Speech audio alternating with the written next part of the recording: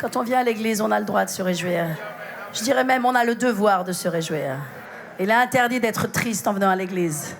Alléluia. Si vous venez avec votre tristesse, vous avez le droit de venir avec votre tristesse, mais vous la mettez à la poubelle. Et vous ne la prenez pas en repartant. Parce que la joie du Seigneur est notre force. Et Dieu veut faire de toi un adorateur dans cette année 2020. Cette année, c'est ton année. J'ai dit, cette année, c'est ton année. Cette année, c'est l'année de Dieu dans ta vie. Alléluia. Cette année, c'est l'année de la transformation. C'est l'année du changement. C'est l'année du plus. C'est l'année du plus cassé. Il y en a marre du pas assez. C'est le moment du plus cassé. Dieu a choisi de te bénir dans cette année 2020. Et pas seulement dans l'année 2020, c'est pas le nombre qui est magique. Dieu a choisi de te bénir parce que Dieu t'aime. Il n'y a rien que tu peux faire contre ça. Alléluia. Tu ne peux jamais empêcher l'amour de Dieu pour toi. Même si tu refuses l'amour de Dieu, Dieu t'aime quand même. Dieu aime ceux qui l'insultent. Dieu aime ceux qui le rejettent. Dieu aime profondément les gens et Dieu t'aime. Alléluia. Et Dieu ne peut pas s'empêcher de bénir. Parce que sa nature, c'est de bénir. Il n'a pas de malédiction en lui-même. Dieu ne nous a pas créés pour nous maudire. Il nous a créés pour nous bénir. Lorsque Dieu a créé l'homme, il l'a béni. Dès que l'homme a été créé, il a été béni par Dieu. Alléluia.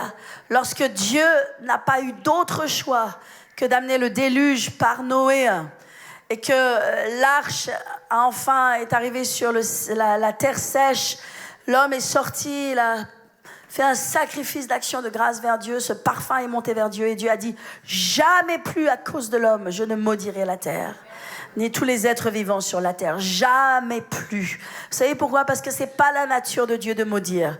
La nature de Dieu, c'est de bénir. Et Dieu veut te bénir. Et non seulement il veut te bénir, mais il va te bénir. Alléluia. Et ça n'a rien à voir avec qui tu es. Ce n'est pas parce que tu le mérites. Alléluia. Les bénédictions de Dieu ne viennent pas par mérite, elles viennent par amour. Alléluia. Dieu ne consulte pas ton passé pour te donner un avenir. Dieu ne consulte pas qui tu étais avant. Dieu ne consulte pas ce que tu as fait avant pour te bénir. Alléluia. Il te bénit parce qu'il t'aime.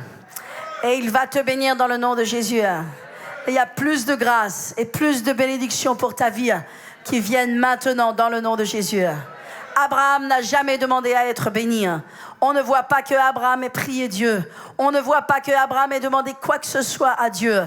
Mais c'était le cœur de Dieu et c'était le choix de Dieu de prendre cet homme et de dire « Abraham, Abraham, je vais te bénir. Je vais te donner un enfant. » Abraham ne demandait même pas à Dieu un enfant.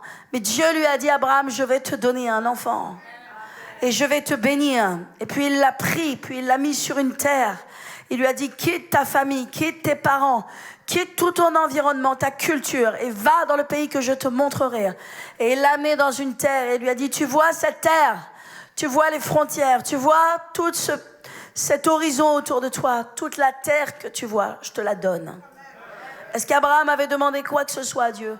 Rien. C'était le choix de Dieu de bénir Abraham. De la même façon, c'est le choix de Dieu de te bénir. Dieu te bénit parce qu'il t'aime et parce que tu ne peux pas empêcher l'amour de Dieu pour toi. Alléluia. Et je te le dis dans le nom de Jésus, Dieu va manifester son amour envers toi. Alléluia. Et ce n'est pas sur la base de tes récompenses. Ce n'est pas sur la base de qui tu es. Ce n'est pas sur la base de ce que tu le mérites. Que même si tu ne le mérites pas, Dieu va te le donner. Parce que Dieu t'aime. Alléluia. Dieu t'aime tellement. Et vous savez, ça s'appelle l'évangile. C'est la bonne nouvelle. Amen. Dieu merci que nous n'ayons besoin de rien mériter. Et nous ne méritons rien. Tout ce qui nous est donné nous a été donné par grâce. Tout ce que j'ai dans ma vie. Et je veux me tenir là dans ce premier dimanche de l'année. Vraiment dire que tout ce que j'ai dans ma vie, ni mon intelligence, ni ma capacité ne me l'a donné. Dieu me l'a donné. Et je rends grâce à Dieu pour cela. Alléluia. Et je veux que ce soit ton témoignage. Que tout ce que tu as dans ta vie, tu dois reconnaître que c'est Dieu qui te l'a donné. La grâce de trouver un mari ou une femme, la Bible dit que celui qui trouve une épouse trouve la faveur de Dieu. C'est une faveur, une grâce que Dieu lui fait. Donc même le conjoint que tu as, c'est une grâce, c'est un cadeau, c'est une faveur de Dieu. C'est même pas toi qui l'as cherché, c'est Dieu qui te l'a amené. Tu comprends? Alléluia. Et même quand vous n'étiez pas chrétien, il y a des gens, Dieu les unit ensemble, Dieu les bénit, ils ne sont même pas encore chrétiens. Mais Dieu, ça a été l'histoire de mes parents. Mes parents, Dieu les a amenés ensemble, ils n'étaient pas chrétiens encore. Mais c'était Dieu qui les a réunis ensemble. Alléluia. Et ça se voit plus de 50 ans plus tard, par la grâce de Dieu. Mais c'est l'amour de Dieu. Il n'était même pas encore chrétien. Et pourtant, Dieu a fait cela. C'est Dieu qui fait ces choses dans nos vies. Amen. Alléluia. N'es-tu pas heureux ce matin d'entendre que ton Dieu va te bénir? Et que tu n'auras même pas besoin de le mériter? C'est par grâce. C'est cadeau. Mais c'est important que tu reconnaisses que tout ce que tu as déjà, c'est lui qui te l'a donné. Parce que les gens reconnaissants sont les gens qui prospèrent. Ce ne sont pas les grincheux qui prospèrent, ce sont les gens reconnaissants. Les gens reconnaissants pour les petites choses et pour les grandes choses. Alléluia. Dieu est dans les petites choses, Dieu est dans les grandes choses. Dieu est dans les petites choses du matin, mais il est dans les grandes choses de la vie. Et l'important, c'est que tu reconnaisses. Alléluia, que tu reconnaisses Dieu dans toutes tes voies. Et c'est comme ça que tu vas avoir de la prospérité sur ta vie. Alléluia.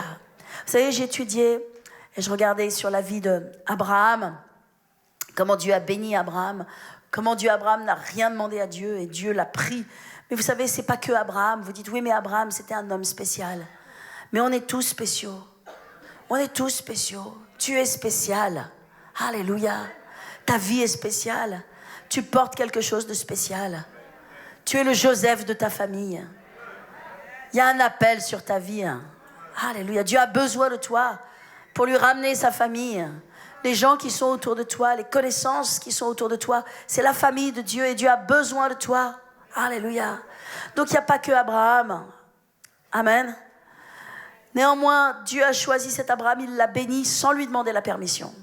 Dieu va te bénir sans te demander ta permission. Il ne va même pas te demander ta permission pour ajouter dans ta vie de la grâce, de la graisse, de la bonté. Et si on regarde dans la vie d'Isaac, et si vous pouvez tourner avec moi dans Genèse 26, on voit cette même grâce dans la vie d'Isaac. Amen. On voit cette volonté de Dieu de bénir. Dieu a cette volonté de te bénir. C'est très important que tu le comprennes. Et je veux ce matin que tu en aies une révélation. Et même si peut-être tu dis, je ne la vois pas la bénédiction, je ne la touche pas, mais je veux que tu aies l'expectative. Amen. Je veux que tu t'attendes. Alléluia. Je veux que tu saches que Dieu a des cadeaux pour toi, que Dieu a des surprises pour toi, que les bénédictions de Dieu ne sont pas épuisées, que ses compassions ne sont pas arrivées à leur terme. Je veux que tu saches ça. Dans Genèse 26, il est écrit, il y eut une famine dans le pays, outre la première famine qui eut lieu du temps d'Abraham. Est-ce que vous arrivez à m'entendre, à me comprendre? Ok, merci Seigneur. C'est une grâce ça aussi. Alléluia. Je peux vous assurer que c'est une grâce ce matin. Ok. Et Isaac alla vers Abimelech, roi des Philistins, à Guérar. Guérar, c'est en Israël. Et l'Éternel lui est apparu et dit, ne descends pas en Égypte. Ne descends pas en Égypte. Amen. Ne descends pas en Égypte. Alléluia. Demeure dans le pays que je te dirai. Séjourne dans ce pays-ci et j'y serai avec toi. Et je te bénirai. Est-ce que vous pensez que Isaac a demandé quelque chose là? Isaac a demandé quelque chose? Isaac n'a rien demandé. Dieu est venu vers Isaac. Et Dieu a dit à Isaac, Isaac, ne fais pas comme tout le monde. Les gens, eux, cherchent par leur propre force. Alléluia. Ils cherchent la bénédiction par leur propre force. Et ils sont en train tous de fuir en Égypte. Mais toi, ne fuis pas en Égypte. Tu n'as pas besoin d'aller en Égypte. Où que tu seras, je te bénirai. Ce n'est pas le lieu, c'est moi. Ce n'est pas le lieu, c'est la personne. Alléluia. Peut-être vous courez à droite, à gauche, vous cherchez, mais je vais vous dire une chose, quand Dieu vous bénit, ça n'a rien à voir avec la logique humaine. Les gens pensent, oh, je vais trouver une maison, je vais aller chercher, et ils se retrouvent à Perpète-les-Alouettes, hein? À Ouagadougou. Il dit, Seigneur, Dieu va te bénir là où tu es. Parce que ce n'est pas une question de lieu, c'est une question de Dieu. Dieu a dit à Isaac, Isaac, fais pas comme tout le monde. Toi, tu fuis pas, toi, tu pars pas. Tu fais pas comme tout le monde, tu pars pas en Égypte. Ton secours ne viendra pas d'Égypte. Ton secours vient de moi. Qui est-ce qui va bâtir la maison de Dieu? C'est Dieu. Nous et Dieu. Amen. Qui est-ce qui va relever ce grand défi? Alléluia. Et va amener ses finances surnaturelles dans l'église? C'est Dieu. Qui est-ce qui va bâtir ta maison? C'est Dieu. T'occupe pas de la grève. T'occupe pas des syndicats. Et t'occupe pas du montant de ta pension. Il y a quelque chose qui est plus grand que la pension. Il y a quelqu'un qui est plus grand que ta pension de retraite. On n'y comprend rien de toute façon. La capitalisation ou pas la capitalisation, on n'y comprend rien. Dieu est ta retraite. Et la Bible dit, il n'est pas seulement ta retraite, il est ta haute retraite. Tu ne vas pas avoir une retraite, tu vas avoir une haute retraite.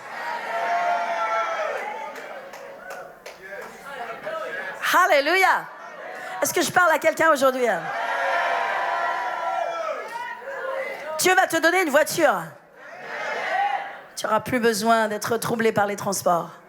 Dieu va te donner une maison. Dieu va te donner une famille. Dieu va te donner un mari. Dieu va te donner une femme. Woo! Dieu va te donner des enfants. Dieu va te donner la joie. La famine, c'est pas pour toi. La famine, c'est pas pour toi. Je vous entends pas ce matin. La famine, c'est pas pour toi. Alléluia. La famine n'est pas pour les enfants de Dieu. Nous sommes dans ce monde, mais hors de ce monde. Alléluia. Vous savez, Dieu m'a donné une maison. Dieu merci, il y a maintenant près de 20 ans de cela. Et je rends grâce à Dieu de ce qu'elle ait payé, cette maison. Ouais, c'est une grâce. 15 ans. Mais au milieu de ces 15 ans, mon mari est parti. Ça rend les choses un peu plus compliquées. Mais néanmoins, ma maison, elle est payée. Amen. Qui est-ce qui a pourvu? Dieu a pourvu. Qui est-ce qui m'a donné la grâce? Dieu m'a donné la grâce. Qui est-ce qui m'a donné cette maison? Dieu m'a donné cette maison. Moi, je me rappelle quand je cherchais une maison, on avait un appartement, on louait un appartement, ce que je considérais être un petit appartement de 55 mètres carrés qui me semblait, que j'appelais la garçonnière. Je ne savais pas que c'était comme ça à Paris. Moi, je ne viens pas de Paris à la base, je viens du centre de la France. La maison de mes parents fait 750 mètres carrés. Donc vous comprenez que quand je suis dans un appartement de 55 mètres carrés, je pense que c'est une garçonnière. J'ai appris à penser comme en pensent les Parisiens. On m'a dit, oh, mais non, 55 mètres carrés, c'est grand. J'ai dit, ah bon, c'est grand? Où est-ce que c'est grand? J'ai pas vu que c'était grand. Bref, je cherchais selon nos moyens, et je cherchais des maisons autour, dans des lotissements. Puis je trouvais rien qui me plaisait. Puis un jour, il y a la femme de l'agence de voyage, l'agence de, je sais pas quoi, immobilière, qui me dit, oh, mais vous êtes jamais allé là-bas, dans ce secteur là-bas? Je dis, non, je connais pas, moi je suis pas d'ici, je suis pas de la région, je connais rien. Oh, mais vous connaissez pas ce secteur? Je dis, non, je connais pas. Mais oui, mais là-bas, il y a que des grandes maisons, il y a des grandes maisons. Je dis, oh non, m'amenez pas là-bas. Non, ce sera pas dans mon budget, m'amenez pas. Oh, si, je vais vous amener, de toute façon, ça vous coûte rien d'aller voir. Ah oui, non, ça coûte rien, bien sûr. Ok. Et elle m'amène, et déjà, quand je passe dans les rues, je dis, Seigneur, c'est sûr que ma maison, elle est ici. c'est sûr que c'est quelque part. Alléluia. Et quand je suis rentrée dans cette maison, nous étions les premiers à rentrer dans cette maison. Le lendemain, nous signions les documents pour devenir premièrement locataires. Alléluia. Premièrement locataire. Vous savez, Dieu a une façon de faire les choses. Waouh. C'était au-dessus de notre budget. Mon mari a dit, ouais, mais on y va, c'est pas grave, on y va quand même. Je dis, ok, mais c'est au-dessus de notre budget. Ok, on y va, Dieu va pourvoir. Alléluia. Et on a été 3 ans locataires. Et quand je suis rentrée dans cette maison, j'ai dit à M. Lévrier, M. Lévrier, c'était le propriétaire, M. Lévrier, je vais vous l'acheter votre maison, je vais vous l'acheter votre maison. Il m'a dit, Madame Ragia, non, vous ne l'achèterez pas ma maison. Je l'ai bâtie cette maison, ma fille est née dans cette maison. Non, je ne vais jamais la vendre. Je dis, M. Lévrier, vous allez la vendre cette maison, je vais vous l'acheter. Et j'ai confessé pendant 3 ans, j'ai dit, Seigneur, merci parce que tu nous donneras des maisons qu'on n'aura pas bâties et on boira de vin de vigne que nous n'avons pas planté. 3 ans, j'ai confessé. Au bout de 3 ans, vous savez, c'est la fin d'un bail. Au bout de 3 ans, c'est la période très... Il m'appelle, il me dit, Madame Ragia, vous voulez toujours acheter ma maison? Je dis, ouais, bien sûr, je veux toujours acheter votre maison. Je n'étais pas prête. Oui, je veux acheter votre maison. Il me dit, ok, donc maintenant vous êtes prioritaire. Faites-moi une offre. Ah, Jesus Christ. Waouh. Mais vous savez, Dieu a pourvu. Dieu a pourvu. Dieu a pourvu. Et cette maison, Dieu nous l'a donnée, c'est par sa grâce. Tout ce que j'ai, mon mari, mon fils, ma maison, cette église, mon appel, les choses qui remplissent ma vie, mon quotidien, tout m'a donné. Dieu m'a donné. Alléluia. Parce que c'est sa nature. C'est sa nature. Demandez-lui de ne pas aimer, il ne peut pas. Demandez-lui de ne pas donner, il ne peut pas. Dieu donne. Alléluia. Amen. Et Dieu va donner dans ta vie. Si tu es fidèle, si tu continues à marcher avec lui. Alléluia. Si tu aimes Dieu, si tu le loues et si tu l'adores, il n'y a pas de raison. Dieu va ajouter. Dieu n'a pas des chouchous dans son royaume. Dieu n'a pas dit, oh les pasteurs, c'était les chouchous. Non, il n'a jamais dit ça. Ça n'existe pas. Tous les enfants de Dieu, on a une alliance avec Dieu. Dieu va te donner ce que tu ne peux pas avoir. Et vraiment, c'est ce que je prie dans cette année 2020. Ce que ta main ne peut pas acquérir. Moi, Dieu m'a donné ce que ma main ne pouvait pas acquérir. Alléluia. Ce que ta main ne peut pas acquérir, mais Dieu va te le donner. D'une façon ou d'une autre. Dieu a un chemin, Dieu a une façon de faire. Alléluia. Tu dois simplement croire en Dieu et lui faire confiance. Isaac, Dieu lui a dit, tu ne pars pas en Égypte. Tu ne dépends pas du système du monde. Tu t'appuies pas ta confiance sur le monde. Tu appuies ta confiance sur moi. Et il lui dit, ne descends pas en Égypte, demeure dans le pays que je te dirai. Séjourne dans ce pays, je serai avec toi et je te bénirai, car je donnerai toutes ces contrées à ta postérité. Et je tiendrai serment que j'ai fait à Abraham, ton père. Je multiplierai ta postérité comme les étoiles du ciel. Et je donnerai à ta postérité toutes ces contrées, et toutes les nations de la terre seront bénies en ta postérité, parce qu'Abraham a obéi à ma voix, et qu'il a observé mes ordres, et mes commandements, et mes statuts, et mes lois.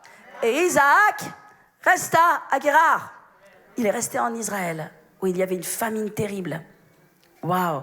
Puis il est écrit au verset 12, Isaac sema dans ce pays, et il recueillit cette année le centuple, car l'Éternel le bénit. Alléluia. C'était une terre qui n'était pas cultivable. C'était une terre qui était dure, qui était sèche, qui était une terre de famine. Alléluia. Mais Isaac, il a semé dans cette terre. Il a semé là où Dieu lui a dit de semer. Amen. Et qu'est-ce qui s'est passé? Dieu lui a rendu au centuple. Cette moisson que Isaac a reçue, elle venait de Dieu. Alléluia.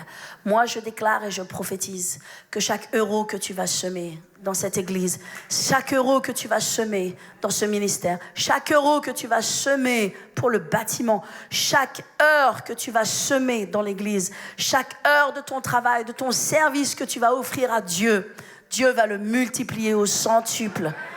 Dieu va te le rendre multiplié dans le nom de Jésus. Que celui qui le croit dise Amen. Seulement si tu le crois. Alléluia. Alléluia. Amen. Il est écrit, cet homme devint riche. Il alla s'enrichissant de plus en plus jusqu'à ce qu'il devint fort riche. Jamais on voit que Isaac ait demandé quoi que ce soit à Dieu. Mais Dieu lui a parlé. Et Dieu lui a dit, Isaac, tu dois dépendre de moi. Tu dois dépendre de moi. Parce que c'est moi qui suis ta source. Je suis ton bouclier. Je suis ta récompense. Écoutez-moi, peuple de Dieu. Vous êtes un peuple d'alliance. Vous n'êtes pas sans alliance. Vous avez une alliance avec Dieu. Vous priez Dieu. Alléluia. Votre prière, elle est verticale. Alléluia. Vous priez, vous élevez votre prière vers Dieu et Dieu vous entend. Amen. Et Dieu répond à vos prières. Alléluia. Vous avez une alliance avec Dieu. Vous n'êtes pas seul dans ce monde. Alléluia. Amen. Il y a une provision pour vous. Il y a une bénédiction pour vous. Dieu ne peut pas et ne pourra pas s'empêcher de vous bénir. Si vous êtes fidèle, vous mangerez les meilleures productions du pays. La Bible dit que ceux qui sont fidèles, ils mangeront les meilleures productions du pays. Alléluia. Est-ce que vous m'entendez? Vous là-bas dans la section là-bas, qui me regardez sur les écrans, vous m'entendez? Est-ce que vous recevez dans le nom de Jésus? Alléluia. Alléluia. Gloire à Dieu. Nous sommes un peuple surnaturel. Dis à ton voisin, arrête d'être naturel. Quand tu es surnaturel. Tu es surnaturel. Parce que le Dieu surnaturel vit en toi. Alléluia. Dieu ne va pas pouvoir s'empêcher de te bénir. Seigneur, dans le nom de Jésus, je te prie et je te remercie de ce qu'il y a des miracles extraordinaires qui se passent dans cette église. Seigneur, je te remercie de ce que les écluses des cieux sont ouvertes au-dessus de l'église. Et que les gens vont être surpris de ton amour. Ton peuple va être surpris de ton amour. Et je te remercie de ce qu'en 2020, tu fais la différence entre celui qui te sert et celui qui ne te sert pas. Seigneur, tu fais une différence entre les Hébreux et les Égyptiens. Et quand il y a des ténèbres en Égypte, Seigneur, il y a de la lumière sur le pays des Hébreux, Seigneur. Père, je te remercie de ce que ni les mouches, ni les poux, Seigneur, ni les ulcères, ni aucune des plaies de l'Égypte ne vont dans le camp des Hébreux, Seigneur, dans le camp de tes enfants et de ton peuple. Tu es l'Éternel qui nous délivre à bras élevés, Seigneur, à bras puissants dans le nom de Jésus. Et je te remercie, Seigneur, de ce que ton peuple ne peut pas avoir, Seigneur, tu leur donnes. Et je libère vraiment des miracles dans le nom de Jésus, des écluses ouvertes, des cieux ouverts au-dessus de leur vie, et qu'ils voient cette abondance. Et Seigneur, tu les bénis afin de faire d'eux une bénédiction. Si vous le croyez, dites Amen. Alléluia. Je ne vais pas être longue ce matin. Mais comme vous le savez, Dieu nous a donné une instruction pour cette année 2020. Et il nous a dit, 2020, tu montes sur la montagne. Certains d'entre vous, vous avez peut-être déjà commencé. D'autres, vous n'avez pas commencé encore. Donc, le coup de départ, pour ceux qui n'ont pas commencé, c'est lundi. Il n'y a rien d'obligatoire. Parce qu'avec Dieu, on n'est pas sous la loi. On est sous la grâce. Et vous savez, j'avais pas une grande conviction dans le fait d'avoir un jeûne de 21 jours. Je sonde mon cœur, je sonde mon esprit. Je ne veux pas juste faire les choses par habitude. Ce sont des bonnes choses à faire et c'est bon de jeûner 21 jours. Et certains d'entre vous, vous allez jeûner 21 jours. Et moi, je pense que je vais prendre plusieurs saisons de jeûne dans ce mois de janvier, mais différentes. Je pense que je vais avoir des saisons de jeûne plutôt sur la semaine et pas sur le week-end. Peu importe. Mais je ne sentais pas dans mon cœur, dans mon esprit, de faire un jeûne. Parce que vous savez, le jeûne, ça peut être une loi. On jeûne, on se prive de nourriture. Et puis on se prive de nourriture pour mériter quelque chose. Mais on ne reçoit rien de Dieu par mérite. On reçoit tout par relation. Alléluia. À quoi ça sert de jeûner, de se priver de nourriture si vous ne montez pas sur la montagne? Si votre relation avec Dieu ne devient pas plus intime, plus présente, plus réelle. Si Dieu pour toi est un étranger, Si quand tu l'invoques, tu l'appelles, tu n'es pas sûr qu'il entend, à quoi ça sert de jeûner? À quoi ça sert de manquer un repas? Tu domines ta chair, c'est bien, mais tu n'as pas de relation avec Dieu. Et la première chose, c'est la connexion avec Dieu. Dieu ne va pas t'applaudir et te récompenser ou faire quoi que ce soit sur la base que tu es capable de ne pas manger un repas pendant 1 jour ou pendant 21 jours. Dieu, il va te bénir et te récompenser sur la base que tu es son ami. Enoch marcha avec Dieu 365 jours, puis il ne fut plus parce que Dieu le prit avec lui. Tu es Enoch cette année. Tu es Enoch cette année.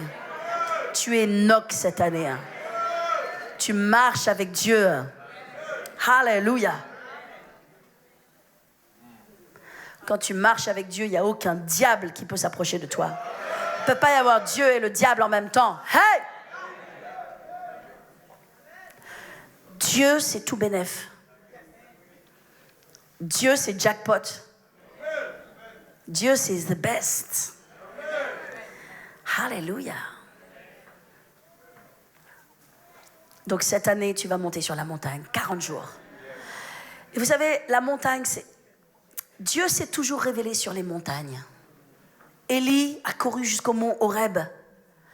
Et lorsqu'il est arrivé sur le mont Horeb, il a eu une révélation de Dieu. Dieu n'était pas dans le feu, Dieu n'était pas dans l'ouragan, dans la tempête. Dieu était dans une voix douce. Waouh! Dieu était dans une voix douce. Vous ne connaissez pas la voix douce de Dieu. Donc, quand il est monté sur la montagne, il a eu une révélation. Moïse, 40 jours sur la montagne, il a reçu les tables de la loi. Waouh! Tous les gens qui sont montés sur la montagne ont une rencontre avec Dieu. Les disciples sont montés sur le mont de la transfiguration et ils ont une révélation de Dieu. Waouh, ils étaient transformés, ils étaient changés. Dieu veut que tu montes sur la montagne. Pourquoi sur la montagne? Pourquoi est-ce qu'il faut monter sur la montagne? Parce que le monde est là, ta vie est là, ton quotidien est là, mais Dieu est là. Et quand tu montes sur la montagne, tu te sépares. Tu as besoin de sortir des pensées du monde. Est-ce que je parle à quelqu'un ce matin? Tu as besoin de sortir de l'oppression, sortir de la dépression, de sortir des pensées du monde, sortir des choses qui t'oppressent. Tu montes. Tu dis, je vais gravir cette montagne. Personne n'est jamais monté sur une montagne par chance, par hasard. C'est une décision de monter sur une montagne. Quand vous montez sur une montagne, vous avez décidé d'y aller et vous y allez. Dieu veut que tu y ailles, que tu montes sur cette montagne pour aller le retrouver. Parce qu'il t'attend là.